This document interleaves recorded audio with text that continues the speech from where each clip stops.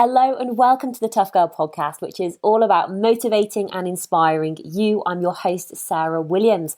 The Tough Girl podcast is sponsored and ad-free thanks to the monthly financial support of patrons. To find out more about supporting your favourite podcast and becoming a patron, please check out Patreon, patreon.com/Tough Girl podcast and help me with the mission to increase the amount of female role models in the media.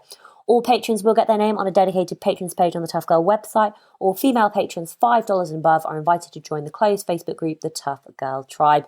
New episodes of the Tough Girl podcast go live every Tuesday and Thursday at 7 a.m. UK time.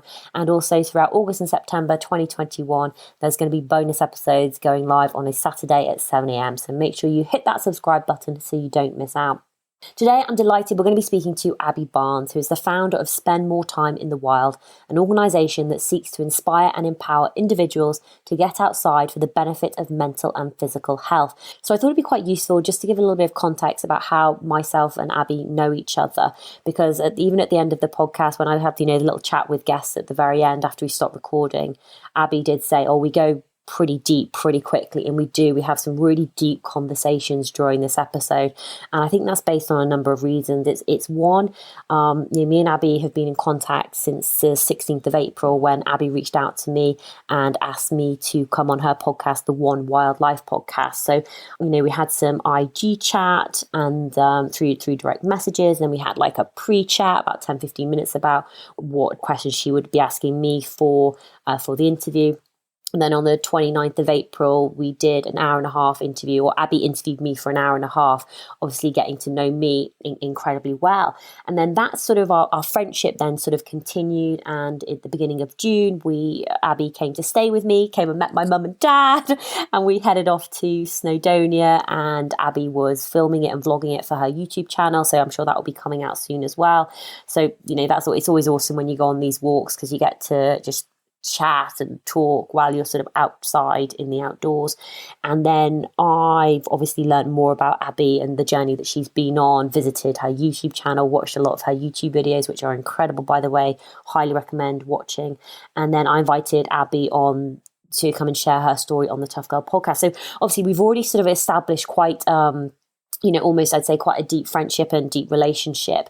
And so during this podcast, Abbie is very, very open about her mental health. I just want to give a content warning as well.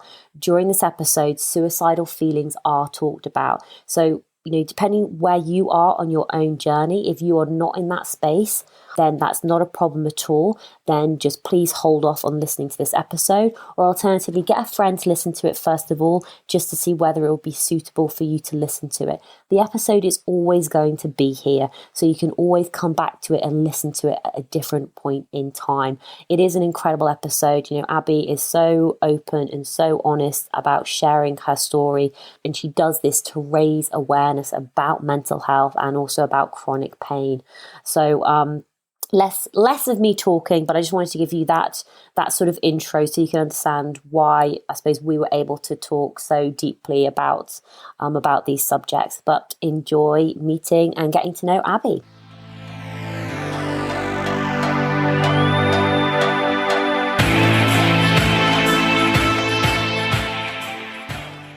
My name is Abbie Barnes. I'm the founder and director of Spend More Time in the Wild. Basically, the goal is to help people get outside for mental and physical health whilst building meaningful connections with the natural world and with each other. All sounds very important, but it's a whole load of fun. It's a full-time gig, and basically I travel the world shooting different films, sort of following different expeditions and long-distance trails. I talk a lot about my mental health journey and more recently my journey with chronic pain as well. I run walks and workshops around the country. I do talks and events. I've also got a podcast, which is quite exciting, new of 2021. And to be honest, I sort of just follow the wind and see where it blows me, which is not a conventional way to run a business, but it is amazing because we are changing lives, and over 5.5 million people are following the project now. And I can't wait to see where the rest of the year is going to go. But ultimately, I run wild. I'm a big tea drinker. I drink a lot of tea, and I do like the dogs. The dogs are good. That's pretty much me. Oh, I love it. Now, you do have a little dog on your lap now as well. So do you want just to introduce him or her just in case they enter the conversation at any point? Oh, it's a little Bobby. He's 12 years old. He's a Yorkshire Terrier. He was the runt of the litter, so he's tiny. He's like smaller than my forearm. Actually, I have a good picture of him next to my foot. He's the same size as my foot. I'm size 7, so that gives you an idea. He always has branded hoodies on, relevant to the brand, so he's a proper brand mascot. And he's a good lad, really. He's more here for the food than the walks. He's not the biggest fan of the outside, so when I go off on the treks, he stays home. But he looks after me, and I look after him. It's a mutual thing. Well, Bobby, welcome to the Tough Girl podcast as well. I'd love to talk a little bit more about your childhood. So you spend more time in the wild. Were you a wild child growing up? Were you out in the forest and the wilderness running around? I was going to say, it depends how you define wild. No, the outdoors was it was more of a sacred place for me, really. It was it was my place of personal discovery. And, I was very passionate about the natural world. I'm a very curious person at heart. I love learning. I ask a lot of questions. I always have. And that started from a very young age. So, I'd be out rock pooling, climbing trees, looking at the insects. And I started filming actually at 13 years old. But, my parents brought us up. We would walk a lot. Every year we go to the Lake District, to the Yorkshire Dales, down to Cornwall. And that was all amazing, sort of seeing the breadth and depth of landscapes across the UK. But other ways of describing wild, probably not so much. I just sort of kept myself to myself. Nature was my friend, really. What was the connection with films? How did that develop? Did you get a camera? How did you enter sort of the filmmaking world? So I started filmmaking, as I say, when I was 13. And basically, as I said, really passionate about nature. It was just a cool place for me to be. I loved getting muddy and dirty and climbing through hedges and stuff. And sort of as I got older and I was more independent with my reading, I would actually just read books about nature. And then one day I stumbled upon a book called, I think it's Running Wild by Michael Morpurgo, who's a very common children's author or well-known children's author. And it was basically a book about the Bornean and Sumatran rainforest. So this lad and his mum were on holiday there, and basically the Boxing Day tsunami happened and he ended up stuck in the rainforest by himself, and he was sort of adopted himself 2 baby orangutans, and they sort of looked after each other. They ate figs, and then one day they stumbled across a palm oil plantation. And I felt very strongly about the situation. And so I decided to pick up my camera. My dad bought me a little camera for my birthday. And I talked about the issue in front of the camera. And I decided to just enter the film into a competition, just a children's film competition. And I won it. And I got to go and speak in the European Parliament about the issue of the unsustainable production of palm oil. That sort of really kick-started my more professional side of filming. I mean, I was 13 years old, so you can call it professional if you want. It really put me on the forward trajectory to where I am today. And it sort of, holds the truth that environmental conservation is at the core of who I am. But, alongside that, I would just be out filming the deer and the badgers and the foxes around our home. I had a little camera trap, and I was just fascinated by getting to know the animals on a more intimate basis rather than, just driving through the lanes at night and like, oh, look, there's a fox. It's like actually, following a family from giving birth to fox cubs to seeing those cubs go off as independent adults. It really fascinated me. So nature just in itself and being able to take the time to slow down, to sit with it, watch, observe and capture that. I just really enjoyed that. And I think, then it transitioned away, as I say, into the environmental conservation side of things. And I used it as a medium to communicate. And that really was the mission I was set on from there. What is the palm oil situation for those who don't know? Like, I literally don't know. And I feel really ignorant about not knowing that. So basically, palm oil, you might see it if you head into your kitchen and pick up a packet of biscuits or something and look on the back, always, check the ingredients. And basically you will probably end up seeing palm oil there. It might be vegetable oils, bracket, palm oil, sunflower oil, rapeseed, whatever it is, close bracket. And palm oil originates in Western Africa. So it's just imagine a palm tree, kind of like that with the palm plants coming out of it, or the fruit, sorry. And basically it has been grown and cultivated across in Indonesia, Borneo, Sumatra, for hundreds of years now. predominantly on a sustainable basis. But in the last 10, 20, 30 years, it's become a hugely unsustainable practice. So it's grown in monocultures. And basically what that means is one single plant. It's just palm trees as far as the eye can see. And obviously to get that land, they have to slash and burn the rainforest, which contributes to massive releasing of carbon dioxide, loss of home for indigenous people, wildlife, endemic species. So it means they're native to only that region, are becoming more and more endangered and critically endangered, of which the orangutan is one, the Sumatran elephant, or you can imagine how diverse the rainforest is.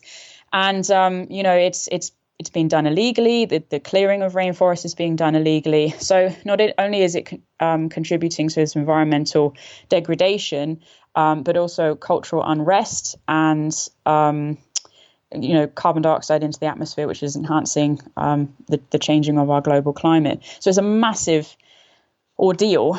And, up until recently, there was no one governing this. The Roundtable of Sustainable Palm Oil have recently come on the scene. And as you can imagine, when there's this sort of money involved in something like multi-billion pounds worth of money, that's ended up going quite corrupt. So it's a really vicious and disheartening situation.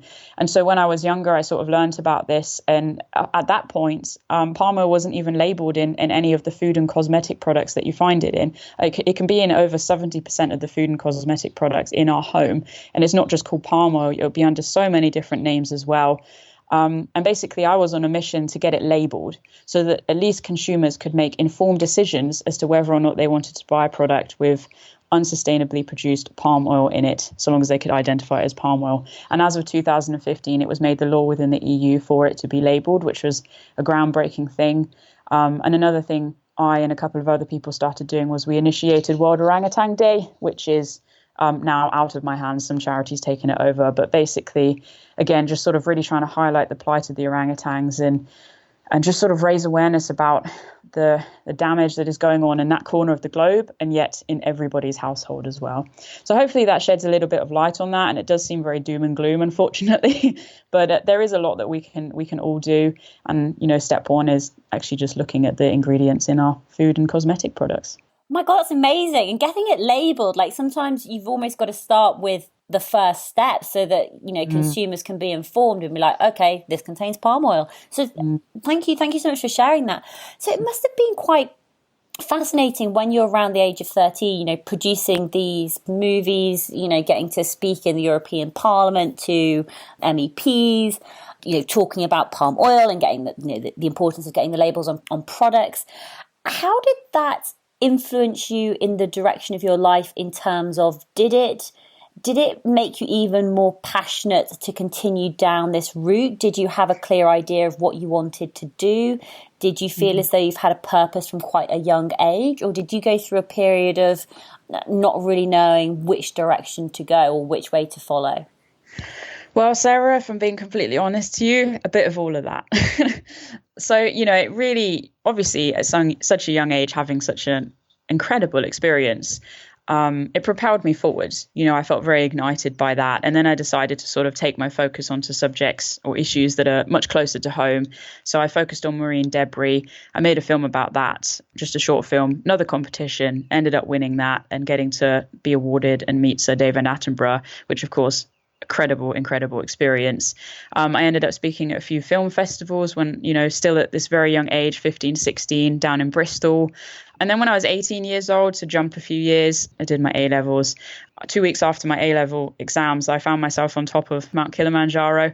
Basically shooting a film about global climate change, how that's affecting the mountains, glaciers, the endemic species, and the local people. And that was in itself, again, an awe-inspiring experience. And my first real experience of these wilder areas, up until this point, it had been very local or more research into places much further away. And Kilimanjaro was a groundbreaking experience for me, sort of capturing that there is something called human potential within me. I suffered from extreme altitude sickness, but because I was the main filmmaker, the pressure on me to get to the top was pretty extreme. I made it. I'm still here to tell the tale, thankfully. I made all the mistakes along the way, including watering and destroying the main camera on the bus on the way to the mountain. So, steep learning curve, but there we go. From then onwards, it was sort of a bit of a nosedive, to be honest. Throughout my college years, I'd really identified some language to do with mental health. And I was able to identify that I was really, really struggling. And after the structure of college, which I resented, and yet in some ways it kept me alive, I'd left that. I didn't really have any career path. I decided university wasn't for me, mostly because I didn't want to acquire the debt. And I just had no idea what I was doing. And I was in a really dark place. I was struggling mentally. I'd actually almost given up on the filmmaking at this point, just deciding that there was nothing I could do. Everything was too big and extreme, and what was little old me going to do? I basically knocked on the doors of all the local gyms, and I ended up training up as a personal trainer and a fitness instructor. So I worked as a wellness coach for a few years, and then I shifted to freelance work. And I identified a passion for people, which I hadn't felt before, and in particular nutrition and movement and how that can benefit our mental and physical health. And then sort of further along the line, everything became combined as I realized that, well, actually, we can be at our best self when we're eating close to nature, we're moving close to nature, we're living close to nature. And so shifting the focus towards mental and physical health, being more able to tell my own mental health journey in front of the camera. And I'd picked up the camera again by this point around 2018, and to help people and to take their hands and to do the journey together. And I think that's what's really propelled Spend More Time in the Wild forwards. And it was birthed in 2016. And I'll come to sort of the first project that I did there later on, if that's something you'd like to explore. But, because I've never sort of been above and beyond or below and lower than anybody else. I've always put myself directly alongside people who are struggling by being open and honest and authentic, which is one of the main values of Wild, with me, myself, and my story. And, I'm really just trying to encourage people to own who they are and to own their stories and to come together through community and connection, because that can really bring forwards lasting healing and connection. When did you start really connecting, spending time in the outdoors and realizing that actually, do you know what, this is really benefiting me and helping you with your mental health? Did you go off for like solo walks, solo wild camps, solo hikes? Did you put that together for yourself? I really like that question, because I feel like a lot of my learning about myself is in hindsight. And, I'm going to touch on a few sensitive subjects now, and I hope that's okay with regards to mental health. But basically, when I was 13, I tried to take my life, and that was the first time, and it's happened another time since then. I didn't really know what had happened as such, because this conversation wasn't happening anywhere in my sphere of existence. I didn't have the language to know what was going on and how much I was struggling with body image, with eating disorders, with self-harm, with suicidal ideation, and a whole bunch of other stuff. But it was obviously very real, and yet nobody knew. And I didn't tell anybody. I kept it completely hidden, and I just tried to carry on with life as normal. 15 years old, similar repetition. 18 years old, similar repetition. But as I mentioned already, throughout college, that was where I really started to learn the language, because my tutor and the college nurse and the chaplain, I'd be checking in with all three of those every single day, and they were able to sort of offer me some light and language into what I was going through. And it was really only there, and when I stood on the summit of Kilimanjaro, that I realized that the outdoors is the place where I can tap into the best version of myself. My mental health comes with me everywhere. I am not my mental health, but it is a part of me. But when I am outside, when I'm pushing myself mentally and physically in a wilder space where there's nature around me, there's a sky above me and the earth below me, that is where I can choose life. I'd never felt that before, because previously it was just coincidence that I was still alive and still going. So I worked as a personal trainer, and 2016, as I mentioned, was the birth of Spend More Time in the Wild. And basically what I decided I wanted to do was to backpack all of the UK's national trails. So they're long distance routes throughout the UK, designated. I think there's about 15 now. They're very well signed. I have to give them some credit for that. But I wanted to walk all of them and shoot a film on every single one, and to document that and to talk a little bit about mental health. And bear in mind, up until this point, I'd first camped properly for my 18th birthday. That was the first time I went properly camping.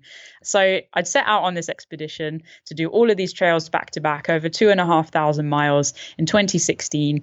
And 3 trails in, I found myself stood on a bridge over a motorway, getting ready to jump.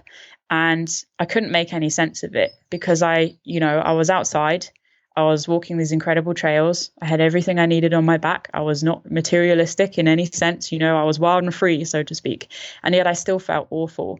So I identified in that moment that part of my suffering was coming from lack of connection. So nature was one thing. I was definitely connected to nature, but I wasn't connected to a community and to people. So it was on that bridge that I identified that, okay, nature is really, really, really important to me, but there has to be something more. There are different spheres and lines of connection that I need in order to feel a greater sense of wellness and well-being. And that's sort of where Wild was born, because I turned the camera around and I started talking about how I was feeling. I started talking about the power of nature and letting it in and slowing down and breathing deep, but also the power of talking to people on the trail and sort of everything that evolved into. Thank you so much for sharing that, because I think it's so powerful, and especially like how you explained it, that with connection with nature, but also with community and with people. How was that year for you, 2016, spending more time in the wild, having this purpose of walking the national trails, filming it as you went? How did that journey go for you? Well, I only managed the 3 trails, and then I basically pulled out of it because I was just mentally too unwell. When I finished Kilimanjaro, I dropped into a really deep depression, and you could call it post-expedition blues if you want to, but then added to the fact that I was already struggling with depression. It was deep, it was dark, it was lonely, and it was really scary. I experienced a very similar thing when I only managed 3 of these trails. So if anybody's interested, the films are all up online. I did the South Downs Way, the Yorkshire Wilds Way, and the Ridge Way. So obviously I had a whole bunch of thousands of miles left to walk, but I wasn't able to do that. I find it really hard actually looking back at this point in my life, not because it's hard, but because I don't remember. Often when I'm in these really challenging places mentally, I lose track of everything. I can't put memories to reality. It's the same with my childhood. Like, everything is very bitty. So I don't really remember what happened with the rest of that year, but I know that Mum and I started backpacking. We went and did the West Highland Way together. Then we did Hadrian's Wall. Actually, these were before me starting the trail. So we'd done a little bit of backpacking together, and we continued to do that after my trail didn't quite go to plan. 2017, I was still in this deep, dark, depressive space. And so I wasn't moving. I wasn't really doing anything. I was still working in leisure, just not my best self, let's just put it that way. But I did get myself across to Morocco and did Toubkal, so the highest mountain in northern Africa, in winter conditions. And again, sort of just got that little bit of a kick, like, I feel like I'm born to do this. Like, there's something inside of me that really comes alive when I'm doing these hard, wild, exciting things. 2017 goes by, and then we're into 2018, and that was it. That was when there was a shift in my energy, and it's like, okay, I'm struggling with my mental health. I'm talking about it more. I'm working at the gym. I'm learning all the things I need to know about anatomy and physiology and moving our bodies so that we can be, the best physical shape that we can be in for whatever situation or experience or desire or goal. I was learning about nutrition on the side just because it's something I'm very interested in. How can I bring all of these together? And so it was in 2018 that I shifted my work to part-time, and, well, more part-time than I was managing because I wasn't able to work properly with my mental health. And I really put my focus into wild. So I went and did 4 long-distance trails across the UK. I filmed them. I started an introduction piece on each video. So it was a series, again, sort of highlighting that this is about mental and physical health. And that was, I say 2016 was where Wild was born. 2018 was when it really happened. It's like it learned to talk, it learned to walk. And from then onwards, the project has just been growing at an exponential rate, and faster than I'm growing at the moment, actually. So it's a little bit of a headless chicken moment in my life right now. But The truth is the mental health accompanies me every day. I struggle with it a lot. People who are, within that sort of closer circle on a personal level, they know how much I struggle. But my life has just been an amassing of tools and language and vulnerable moments in order to cope and also own who I am and not apologize and not hide away and not let this rule me, but to just find my own ways of working with it and handling it. And ultimately now I'm running Wild full time. And, we've got a couple of people who are helping on the team with the project. And yeah, like who knows where we can go. And I wouldn't be here if I hadn't hit the darkest places that I've hit in my life. So blessings come out of the strangest places. I really do believe that.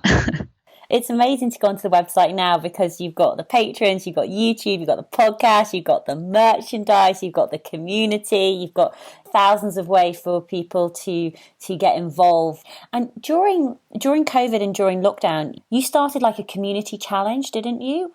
Yeah. Yeah. Would you like to share a little bit more about that? Yeah, we did a couple of things actually. So oh, geez, I'll never forget that moment. That's like, boom, country's in lockdown. Like, oh, okay, what am I doing with myself now? Like, I was not going to let myself emotionally drop. It was not going to happen. So I decided to focus my attention somewhere else. And that was on bringing people together. So 2020 was the year of community and connection. So each year I have a different theme for what we're trying to do. And basically, there were two initiatives I started. So one was the Great Garden Camp Out, which was basically, was it 2 or 3 events where people would basically camp out in their gardens. If they didn't have a garden, they'd camp out in their living rooms. They'd share videos and pictures on our Facebook group. I also did a live session in which one of them I tried unsuccessfully to make a fire. And then thankfully the matches came out. It took a while. But it was good fun. I even got my brother on playing his guitar, much to his embarrassment, but bribery works. And then the second initiative was 1,000,000 Miles for Minds, and it's just about to end actually. So it was from May till May. And the goal was to walk, run, bike or cycle 1,000,000 miles in the name of mental health awareness.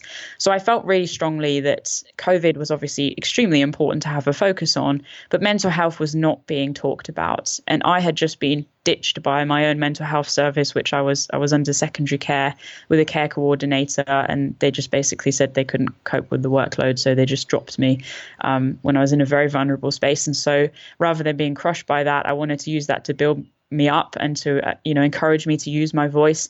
So we started this movement, a Forest of Hope, where basically people would draw trees and put them in their windows as a symbol that, they recognize that mental health is all around us, even in the midst of COVID. And, you'd walk around and you see these trees, and basically it means that household they see you're seen, you are held, you are cared for.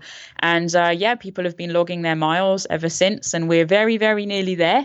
I haven't been able to give it quite the attention I wanted to, because shortly after it launched, we did a massive marketing push, and then I ended up burning out and falling myself mentally. It's an amazing thing that, we're so close to 1,000,000 miles, so definitely go log your miles on there. But these are the two things that sort of came out of the beginning of COVID, and I'm really glad they did, because they've obviously helped to build the project and build the community and bring about some change in real life on the ground communities as well. Oh my God, I love that Forest of Hope. Like, yeah. Oh, wow. Like, so powerful. But also that's a huge amount of work that you're taking on. I think sometimes people don't really understand what goes behind, organising and logistics and promoting and engaging with projects like this. Like some of the stuff I've done at much, much smaller scale. And I did something called the March Daily Mile, which was running 1 mile every day in March. Very small amount of people doing it. And that was still probably 4 or 5 hours every day, like just on social media and creating artwork and being involved. It is a lot. It's a lot. Yeah. One of the great things you said that, you realized that you were burning out, and you noticed that. When you realize that is happening and you know that you need to make a change, are you good at making that change, or do you need somebody else to say, Abbie, stop, we need to do something different here? Well, let me bring you up to speed with where we are right now. Let me just give you a current day example. So we live on the edge of Exmoor on a lovely farm. There are sheep and horses and the odd cow. It's very, very nice.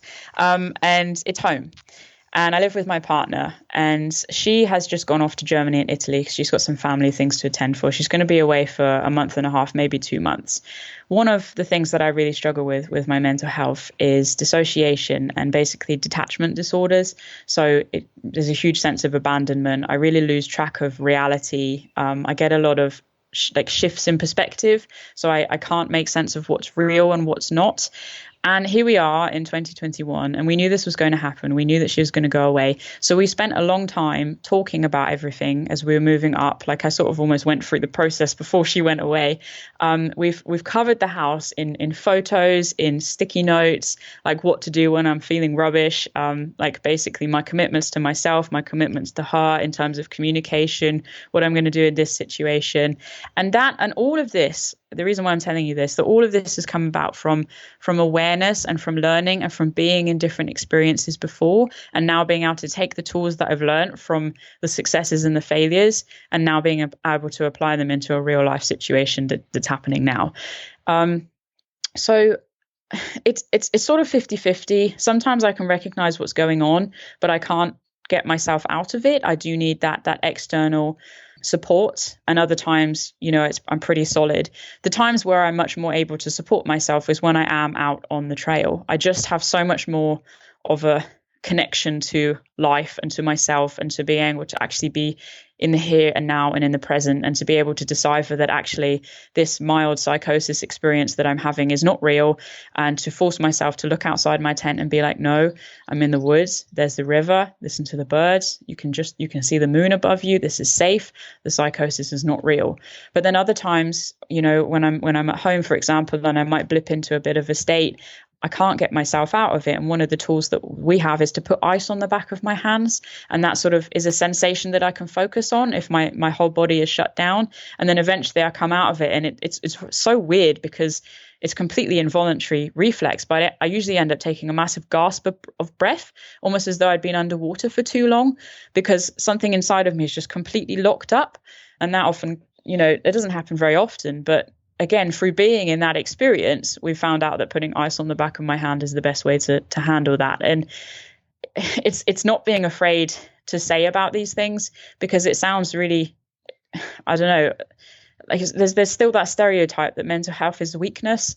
And I really don't believe it is, because without my mental health, I wouldn't be able to connect with so many people on the level that I do. I wouldn't have Wild. I wouldn't be in the relationship that I'm in. I wouldn't be able to connect with the natural world and the planet as I do. I know that I'm a very sensitive human being. And rather than dismissing that, I'm trying to own that and own that I am, all that I am, and walk forwards in that. So it's a learning curve. Sometimes it's really, really hard, in answer to your question, but a bit of both. Having people around me is really, really important, but also, learning to do things by myself is also important. Sometimes I resent that, I have to be honest with you, but I'll get there. Yeah. Well, that's so powerful, awareness, learning, and then having the tools, figuring out what works for you. But then also it's so powerful. And I think it's strength, absolutely, to be able to share these and to share these vulnerabilities in these situations, because there are so many people out there who are in the same situation, and they are maybe going through, or, on their own journey as well. So being able to pick up these tools and these tips and these pieces of information, and obviously every journey is different, but it's about applying what works for them at that moment in time. So absolute strength. I know that you've got quite an exciting cycling challenge coming up in the next sort of couple of months or so. Do you just want to share a little bit more about your cycling, what the challenge is, what the project is? Amazing. Yes, absolutely. So it's busy times here at the moment. It is all go officially. So basically, I'm really keen to up what we're doing here with Wild. And as I say, part of it is sort of me telling my story through challenges, experience, and documentary films. And so I came up with this idea last year when I was pootling along on my bike that, maybe I'd like to do joggle. So for those of you who don't know, joggle is John O'Groats. So one of the most northerly points in Scotland, to Land's End, one of the most it's the most southeasterly point of the UK. And it's a very well-known, cycle route that people do. But I decided I didn't want it to do it the conventional way, because why would I do that? Like, for some reason, I always think of the big things. So I have decided to cycle from John O'Groats to Land's End via each national park in the UK. At each national park, I will get off and I'll walk to the highest point, then I'll get back on my bike, and then I'll cycle on to the next national park. So it adds up to over 2,000 miles. I'm going to be speaking at a whole bunch of schools along the way. And the why is to really highlight the importance, again, of getting outside for mental and physical health, of community and connection, and of protecting our green spaces in the UK. So people can come and join me on the walks, and this will be happening later this year in September and October. It's 50 days in total, so just a little outing. Anna's going to be following along, my partner, as a support vehicle. We're still sort of working out the logistics at the moment, but I'm spending a fair amount on the bike, of time on the bike at the moment, and it's definitely going to be the biggest thing I've ever done, but I still have to top that, unfortunately. So Joggle, I've decided to really make it happen this year, in training for a bigger expedition. So when I say I want to top it, basically since I was a child, I've always dreamed of doing a polar expedition. I want to see these vast, white, icy places. I want to ski across them. And so in the spring of next year, so April and May, I'm going to be doing a solo unsupported expedition across Greenland. So it's 25 days or so on the ice. I'll be pulling everything I need in my pulk alongside me or behind me. And that undoubtedly is a very intimidating thing for me to be looking at right now, but it's also really, really exciting. And we're shooting a film because I want this to be the real chance to sort of tell my story and use Greenland as a metaphor for what it can be like dealing with mental health. It can be such a bleak, scary, lonely place. And I'm going to go and put myself in the most physically place that I can imagine it's been like in my head, in my mental space, if that makes any sense. And the journey is happening now. The filming is happening now because I'm going through all sorts of different mental turmoils.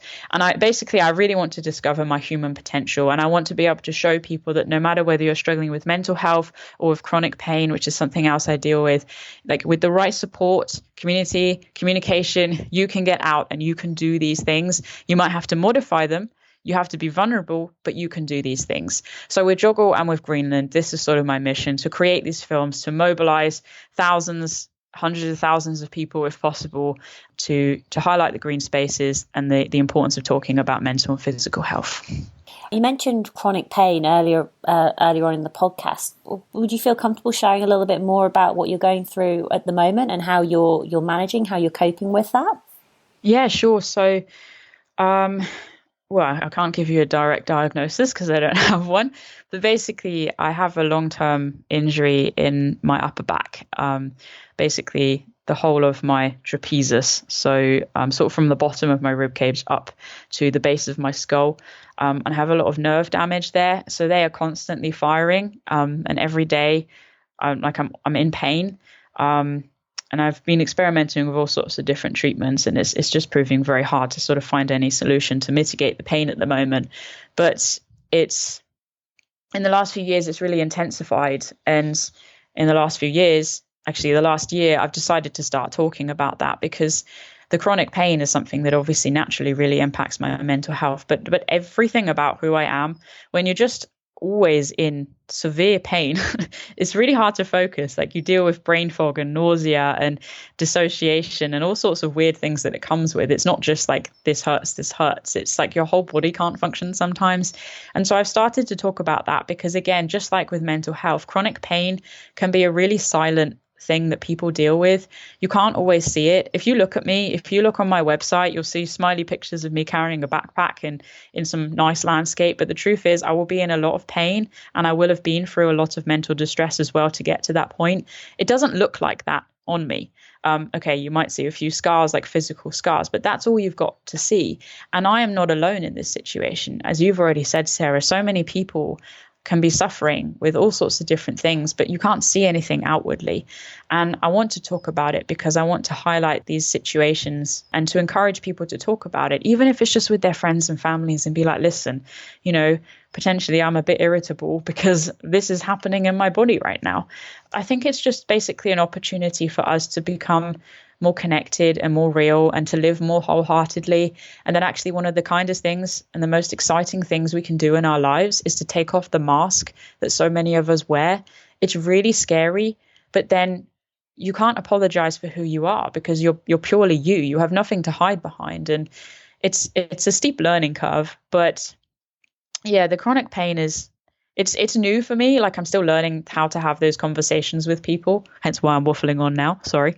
But yeah, it's again trying to turn something which is honestly really quite dark and difficult to deal with into something which manifests, meaning and purpose. What have you found that has worked for you to help manage it? Nothing at the moment. If I'm being honest, I'm about 2 years into now, like actively seeking help on basically a weekly basis. So acupuncture, osteopathy, physiotherapy. I've been doing some body talk as well, which is more energy based. I've been trying. I'm really not a medication person, but I've even gone that far to taking medication and that's not hitting it. And it's difficult because the pain often leads to migraines, and the particular cluster migraines, which is specific over my right eye. And then they lead pretty much in a line over my right ear and then down my neck. And yeah, I have to be honest, like at times it's really hard for me. Carrying a backpack is really hard. Sometimes it just is agony, or not even a backpack. If sometimes we'll walk Bobby, the little dog, and we'll do his walk, and I'm in tears by the end of it. So you might question, well, how can I do jogger how can I do Greenland? And it's like, I will find a way. I will find a way. And, I really hope, Sarah, that maybe in a couple of years we can be chatting again and I will have found something that can help me with this chronic pain. But I have two options right now. My first option is to just call it a day and be like, well, this is my body. The number of medical people I've seen that have written me off and just said, it's game over for you. Like, I can listen to that. Or I can keep getting up each day and keep sending emails and keep seeing specialists and ultimately, unfortunately, keep flashing a couple of pounds here and there, trying different therapies. And hopefully at some point I will find something that helps. And I'm at the point now where I'm possibly going to start looking outside of the UK. I've got a few more appointments booked in the summer with some more specialists up in London and Oxford. And if things don't prove fruitful there and the medication doesn't start to do anything, then I will start going outside of the UK. Because I've heard stories that, I'm a big believer in the body being it's a whole, everything is interconnected. And, first of all, I'm very aware that my back may be connected to my mental health. There's a lot of emotions and things within me that need to be processed and traumatic experiences that I need to go through, and potentially my back pain could be an accumulation of those things. But also, just because my back is hurting doesn't mean it couldn't be caused by something somewhere else in my body. And I'm really struggling to find that kind of full approach in the UK. It as far as I'm able to find, and I've been digging around a bit, it's hard to find somebody who sort of will look at my whole body and not just be like, oh, let's do another MRI scan on your back. So I'm open, I'm exploring, I'm optimistic because I've got to be. So let's just see, really. But, this is where getting outside really does help me, because sometimes if I'm in a lot of pain, I've got a migraine, I end up in mental distress as well. Just going outside, sitting in the garden, taking some deep breaths, listening to the birds, looking at the clouds in the sky, like that right there, that is powerful for me. And also it's 100% aligns with the values, the wild values, and, living authentically, living courageously, which is what you're doing at the moment, but also being kind and compassionate towards yourself when you are feeling that pain. And yeah. One of the things that I get particularly fascinated with is around like the planning and preparation of these bigger type challenges, taking on Joggle, taking on Greenland. I'd love to hear more about what's your process, especially in relation to wanting to film it, wanting to document it, but also with the community aspect as well. So it's also, it's not it's, obviously it's about joggle and cycling that length, but it's also about visiting the national parks and climbing the highest peaks.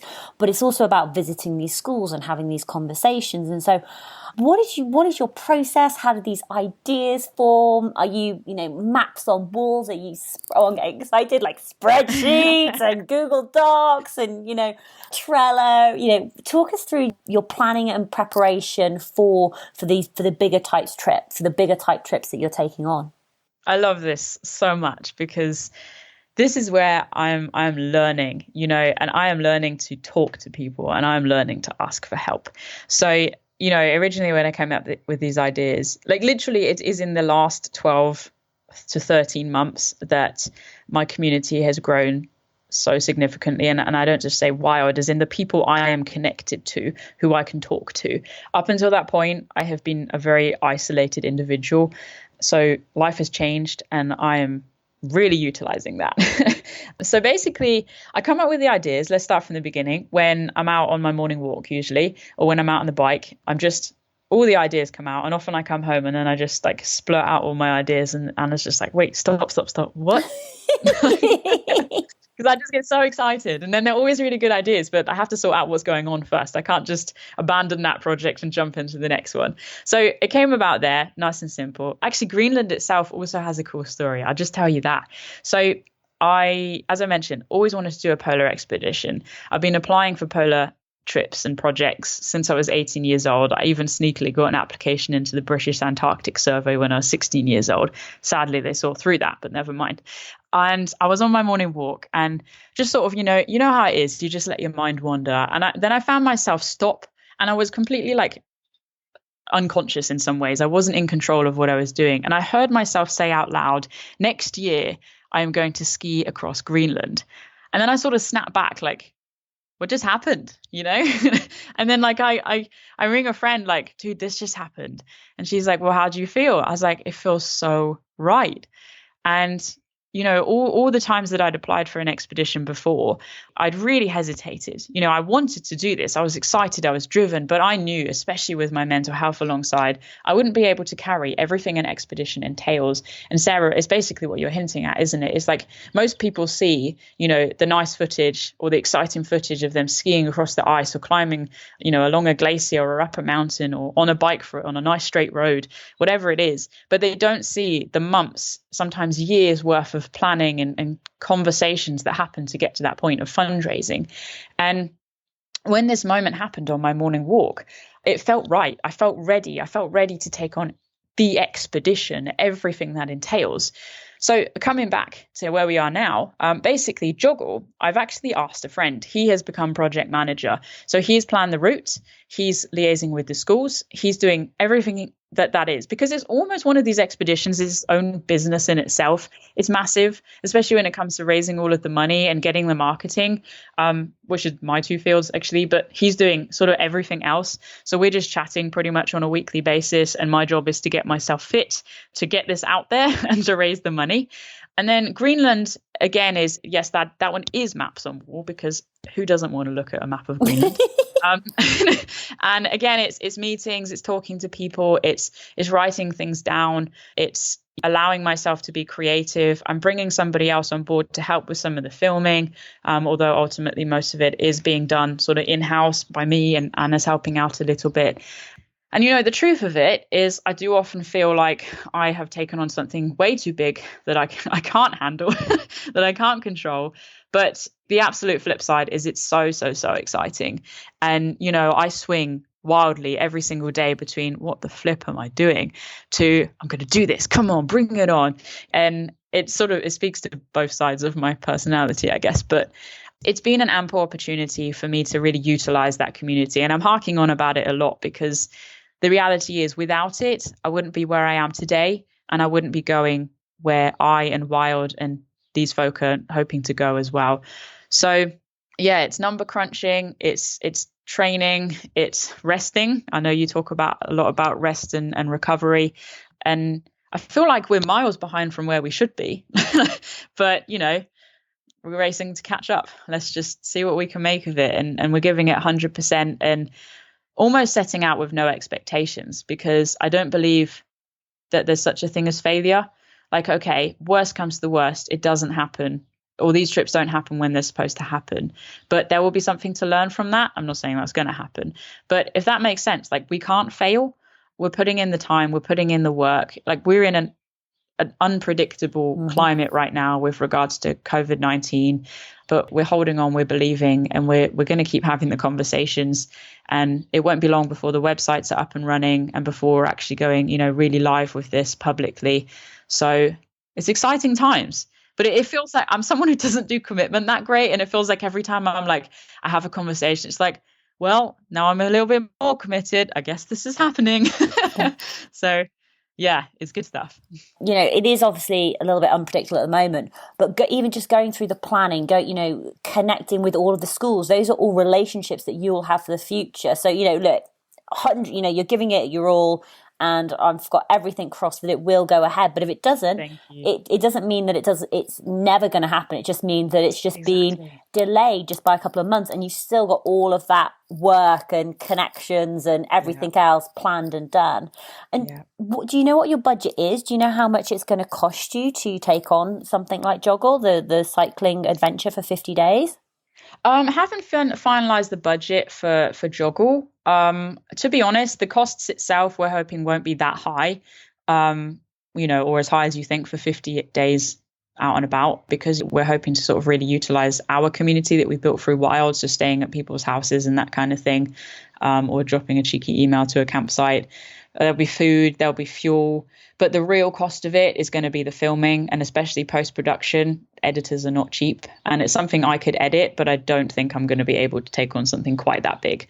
I'd also like to bring in some small businesses, because we're a small business, and be able to support them. Same with the filming, just bringing some additional camera operators in. So I don't know, I've got sort of £7,000 to £10,000 earmarked. Whether it'll be that much, more or less, I don't know, but I know that figures can be helpful for people. So that's where I'm dabbling around right now. Yeah. Did you do the podcast with Anna? What was the project that you did with Anna? Well, as in on the trail, or I feel as though there was something that you did together, not like a chat show or something.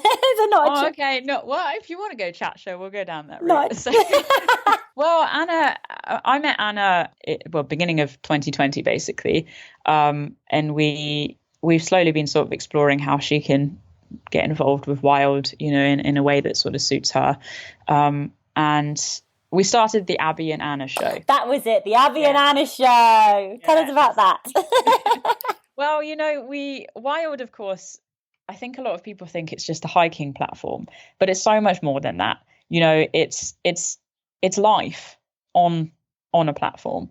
And so we decided that actually, one thing we're very good at doing is talking.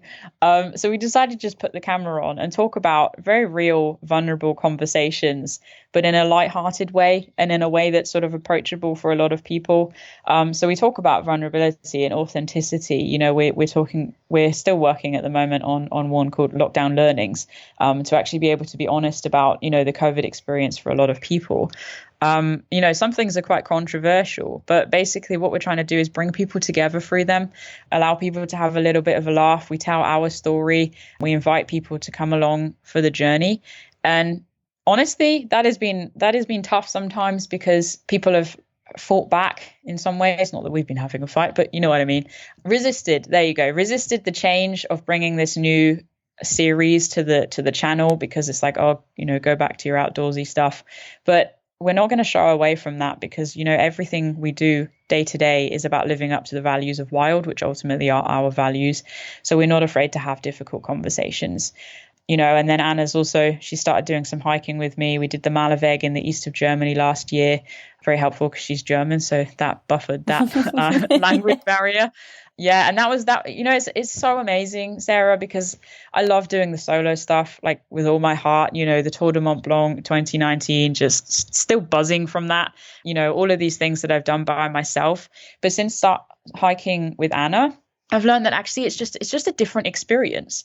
Going on the trail you can make it as tough and as challenging as you want to, or you can really slow down and you can dive in deep and you can look at the fungi and the flowers and the little insects scurrying across the floor. You can grab a coffee or two.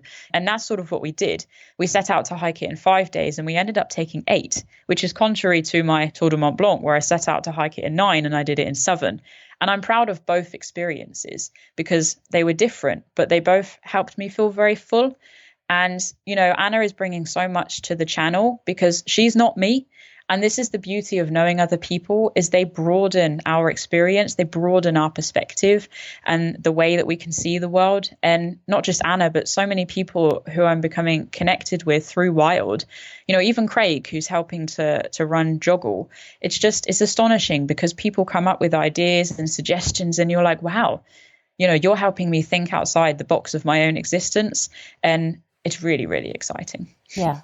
It's so nice when you can bring people in, because I suppose when it's like almost like your baby, it's your project that you've working on and investing on and building on this platform to share your values and your knowledge and your passions.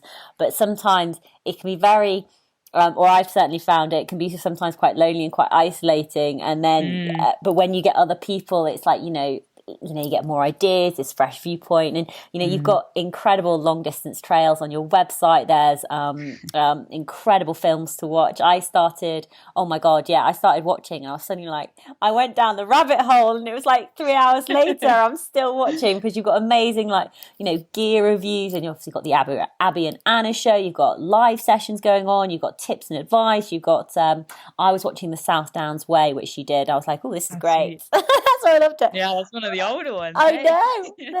But Abbie, where is the best place for people to find more information about you, more information about Wild? Where should they go? Well, there's a number of different places. So if you want to jump on some videos, then just dropping onto YouTube and searching Abbie Barnes, that's Abbie, or Spend More Time in the Wild. If you're interested in our podcast, the One Wildlife Podcast, you can find that on streaming platforms. We've got our website, which has a store. We sell completely environmentally sensitive products, hoodies, t-shirts, bottles. That's spendmoretimeInthewild.co.uk. Facebook, Instagram, search the same things. We're all over the place. Come join the community. Oh, fantastic. And Abbie, I'd love for you to have the final words of advice, final words of wisdom for our listeners who want to spend more time in the wild. I'd love for you, I know sometimes it can be very easy to go with the big philosophical words of advice, but I'd love to get practical, some of your practical top tips for people who do want to spend more time in the wild. What would you say? Well, I would say, first of all, spend more time in the wild is so much broader than I think people realize. It's not just about the outdoors, but it's about the wild within us. It's about stepping out into those places where we feel excited, but they're hard, they're scary. And I can give an example of that doesn't really involve the outdoors as such, but it's talking to you, Sarah. I started my podcast at the beginning of this year, 2021, and we've already chatted. And dropping that email to you was terrifying for me. I'm a longtime fan.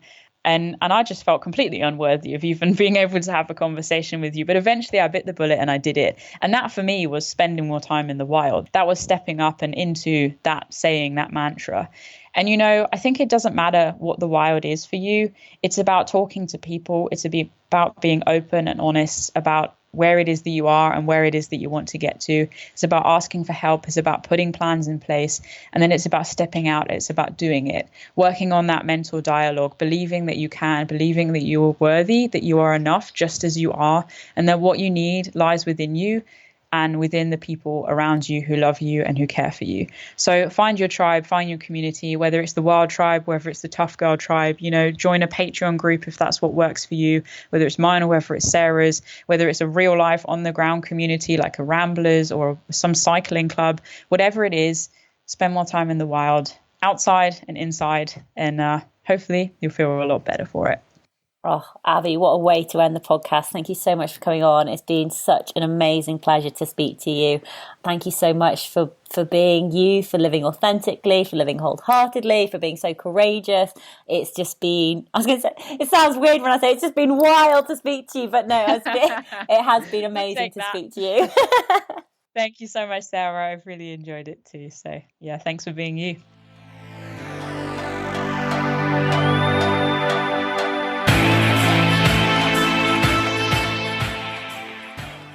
Hey Tribe, I hope you enjoyed the episode with Abbie. So everything that we have talked about today will be in the show notes at toughgirlchallenges.com. So please do go and check it out. Please also check out all of our past episodes, as we have a back catalogue of over 400 episodes for you to listen to. The Tough Girl podcast has been going since the 4th of August 2015, with new episodes coming out every Tuesday and Thursday at 7 a.m. UK time. And that is in large part to the patrons and supporters of the Tough Girl podcast. If you'd like to become a patron, please visit Patreon, patreon.com/Tough Girl podcast. Coming up on the 28th of August, which is this Saturday, we're going to be speaking with Dr. Sarita Robinson, who is one of the world's leading academic researchers in areas of survival psychology, and so is often referred to as a Dr. Survival.